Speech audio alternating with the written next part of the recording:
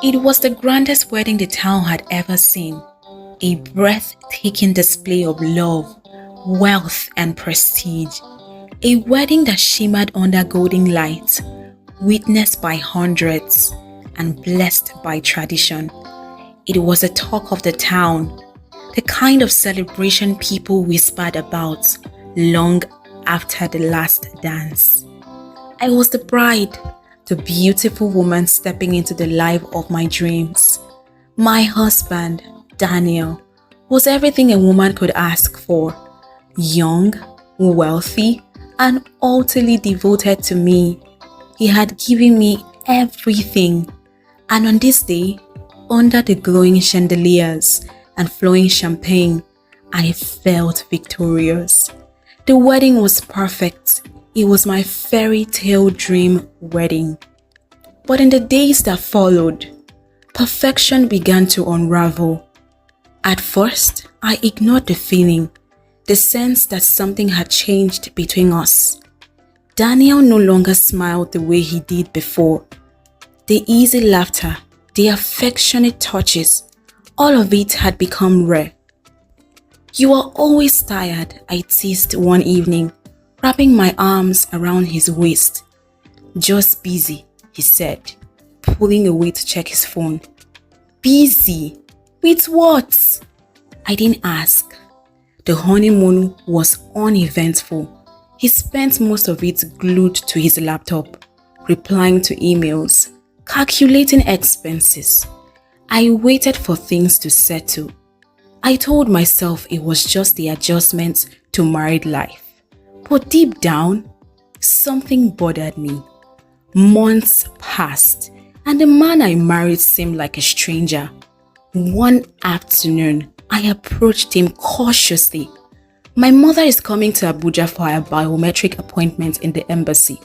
She asked if she could stay with us while she's in town." Daniel didn't even look up from his laptop. "No." I blinked.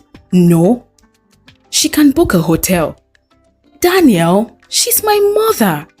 My voice rose slightly. "Why would you say no?" "You already know why." His tone was flat, emotionless. I stared at him, but I didn't know why. Or maybe I didn't want to know. That night, I called my mother with shaky fingers. "Mama, Daniel thinks it's better you stay elsewhere." She was silent for a moment. Then she asked, "Is this his decision or yours?" I didn't have an answer. Daniel controlled everything. Money, food, even who visited. I found him measuring rice into a container one night, calculating how long it would last. "You are measuring food now?" "We are on a budget," he muttered. "We have money, Daniel," I argued. "Not as much as you think," he shot back. His words made no sense. "You don't touch me like before. You barely speak. You never laugh." My voice trembled. "Daniel, what's going on?" He never answered. Days turned into weeks. My heart twisted in confusion. I replayed our wedding, our vows, our love, trying to understand where I had lost him. Until one night. "Do you regret marrying me?" I finally asked, my voice barely a whisper. Daniel laughed bitterly. "Regret? No, I regret what that wedding did to me." His words stung like a whip. "What do you mean?" "I mean that you let your family take advantage of me. I mean that I spent money I didn't have to impress people who don't matter. I mean that I've spent months trying to recover from something that should have been a blessing, not a burden." I froze. "So that's why you've changed?" My voice cracked. "You never listen," he said, looking me in the eye for the first time in weeks. I told you my business was going through financial challenges. You have brushed it aside. You didn't care about the consequences, only appearances. And now, I'm the one paying the price. My heart clenched. Why didn't you just tell me? I whispered. I did, but you weren't listening. Silence stretched between us. I understood now. His coldness, his silence, his need to control, none of it was punishment. It was survival. I had waited and wanted a fairy tale, but at what cost?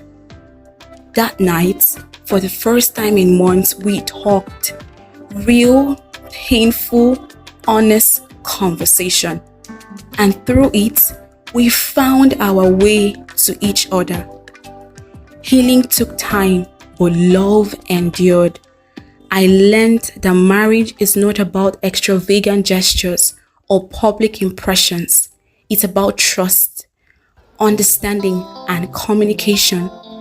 Daniel learned that suffering in silence only builds resentment.